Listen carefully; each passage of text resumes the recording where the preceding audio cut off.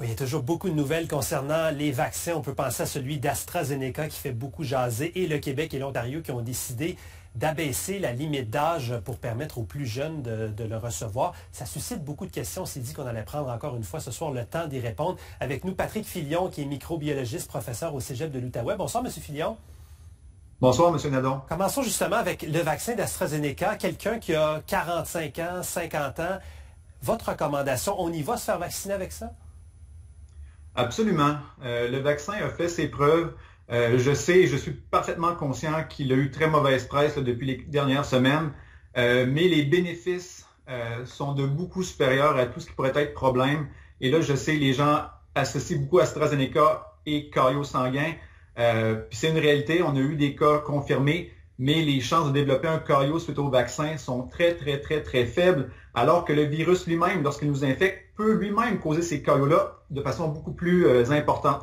Donc oui, ça vaut la peine de se faire vacciner là, si vous avez la chance de le faire. Sans hésitation. N'empêche, les gens sont un peu confus. C'est le cas de Olfa qui nous écrit. Pourquoi est-ce qu'on a changé d'idée pour l'AstraZeneca? On nous disait il y a quelques semaines, non, c'est pas pour les plus jeunes, c'est seulement les 55 ans et plus. Et là, on peut le donner aux 40 ans et plus. On a l'impression qu'on essaye un peu de s'en débarrasser. Je ne crois pas qu'on veuille s'en débarrasser. Je crois qu'on réalise, okay, encore une fois, comme je viens de le dire, que les bénéfices sont supérieurs aux problèmes.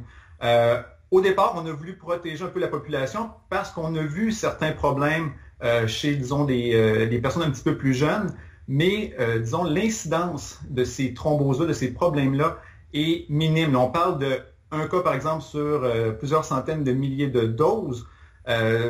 Donc, c'est très peu. Donc, on ajuste un petit peu, dans le fond, en fonction des nouveaux chiffres qui se présentent à nous. Donc, je crois que c'est logique qu'on veuille, disons, abaisser l'âge parce qu'on veut vacciner le maximum de personnes, puis que, encore une fois, les bénéfices vont être beaucoup plus grands parce qu'on voit qu'avec les nombres de cas qui est quand même assez élevé dans les hôpitaux aussi, il y a beaucoup d'hospitalisations. Donc, on veut limiter le plus possible la propagation du virus et une façon de le faire, c'est d'avoir accès à ce vaccin. Et beaucoup de questions et de témoignages de gens qui se sentent un peu mal, disons, le lendemain après leur vaccin. Micheline se demande quels sont les effets secondaires normaux? Qu'est-ce qui est attendu lorsqu'on se fait vacciner? Oui. Dans un monde idéal, il y a très peu de symptômes ou de problèmes, mais ce qui est, disons, le plus régulier, ce seront des douleurs au site d'injection, donc rougeur, œdème, des choses comme ça. On peut s'attendre aussi parfois à de la fatigue, à des maux de tête, un peu de fièvre, mais somme toute, ça devrait passer dans la journée ou les jours qui suivent. Excellent. Autre question, Louise Charon, si ma première dose était le AstraZeneca, est-ce que je peux recevoir le Pfizer ou le Moderna lors de ma seconde dose? Est-ce qu'on peut alterner comme ça les vaccins? Oui. Dans un monde idéal, et là, la situation est tout sauf idéale, on devrait recevoir le même vaccin. Et aussi, encore une fois, dans un monde idéal, on aurait dû le recevoir dans les délais prescrits par les compagnies. Là, on n'est pas là du tout. Donc, il peut y avoir plusieurs mois entre les deux doses. Donc, ce qui serait idéal, ce serait de recevoir le même vaccin, donc AstraZeneca, première dose et deuxième dose, ou du moins une même gamme de vaccins. Donc, si vous avez reçu peut-être Pfizer, qui est un vaccin à ARN, donc peut-être que Moderna, qui est lui aussi le même type de vaccin, serait peut-être une combinaison un petit peu plus, on va dire, naturelle. Mais encore une fois, là, on devra peut-être y aller avec ce qu'on en a de disponible au moment où vous avez votre rendez-vous. Mais idéalement, ce serait le même vaccin que vous recevriez. Intéressant. Des questions aussi sur la suite des choses. On avait un reportage hier soir en Inde où on nous apprenait qu'il y avait un nouveau variant mutant, semble-t-il, qui est en train de se développer là-bas. Raphaël se demande s'il y a d'autres variants comme ça qui apparaissent. Est-ce que les vaccins vont nous protéger? Est-ce qu'on va être obligé de recommencer un confinement, recommencer des mesures sanitaires? Dans le fond, qu'est-ce qui nous attend? Je sais que personne n'a de boule de cristal, mais qu'est-ce que vous pouvez nous dire là-dessus? Oui. Je peux peut-être rassurer les gens. Là, étant dans le domaine de la microbiologie, ça fait des années qu'on sait que des virus comme ceux-là, comme les coronavirus, pourraient revenir, causer des problèmes.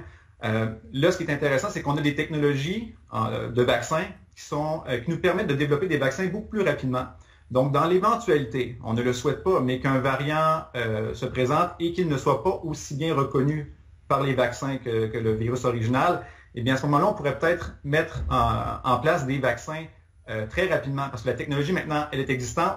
Et comme ce sont, par exemple, comme Pfizer et Moderna, des vaccins à base d'ARN, donc on peut changer, on va dire, le texte de cet ARN-là et produire un nouveau vaccin.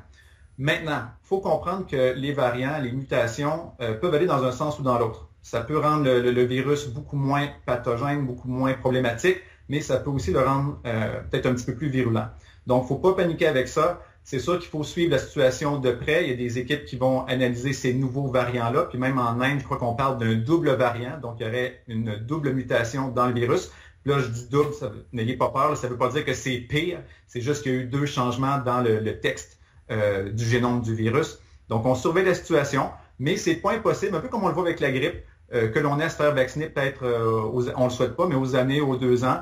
Mais je crois qu'avec les nouveaux vaccins, on va peut-être finir par avoir accès à des vaccins, on va dire, universels, qui vont cibler des structures très précises du virus et qui, par exemple, si ce virus-là changeait, il ne serait peut-être plus apte à nous infecter. Donc, c'est des structures du virus qui vont être très, très stables. Donc, on espère trouver un vaccin universel, mais encore une fois, c'est pas impossible qu'on ait à se faire vacciner à toutes les années ou aux 2 ans, comme la grippe. Encourageant tout ça, de voir que la recette sera peut-être plus rapide à développer la prochaine fois. Bon, on a le temps pour une petite dernière. Claudia, je veux savoir combien de temps est-ce qu'on doit attendre avant de se faire vacciner contre la COVID, si on a déjà eu la COVID, que ce soit le variant britannique ou encore la souche régulière?